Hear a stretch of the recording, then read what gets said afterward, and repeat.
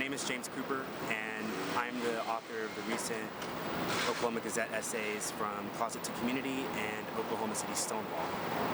And today, I would like to speak directly and briefly to all the young people in the city and around this great state who face bullying or harassment because you're gay, lesbian, bisexual, transgender, or really to any young person out there confronted with teasing or taunts because people think you're different. To you, with our capital city skyline just behind me, I want to make this simple promise. It gets better. I know it might not seem that way today. I know it might not seem that way when you wake up in the morning dreading another day of school. I know it might feel like no one in the world could possibly understand what it is to live a day in your life. But let me assure you that you're not alone.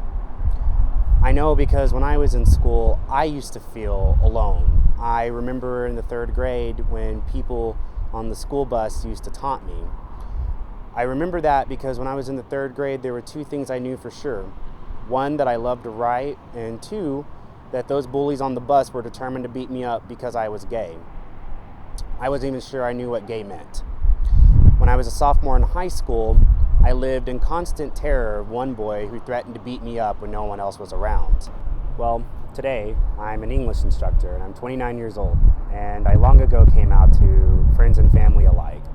My mother told me that she loved me. My best friend, a straight guy with a penchant for heavy metal, gave me a high five. Last year, I actually went to my 10-year high school reunion and I shared a beer with one of the kids who used to tease me when we were growing up. And I actually saw his then pregnant wife stare at the two of us out of the corner of her eye, and I saw her smile. She was happy.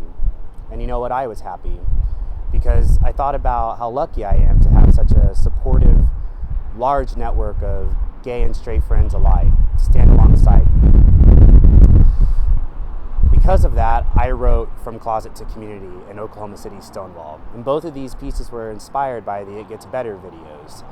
I wanted to come back here to all the kids across this state, and I wanted to let you all know the story of how it got better.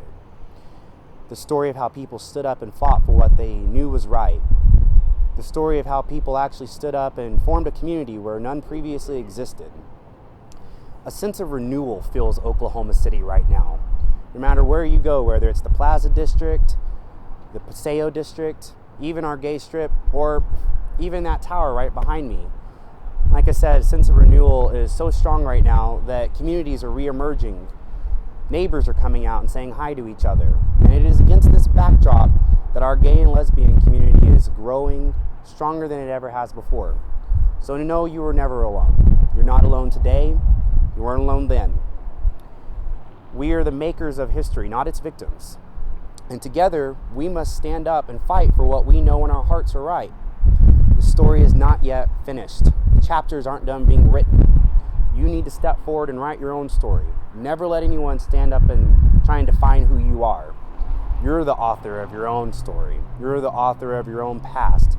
Share your experiences with others. Share your experiences with your friends and your family. Let them know who you are.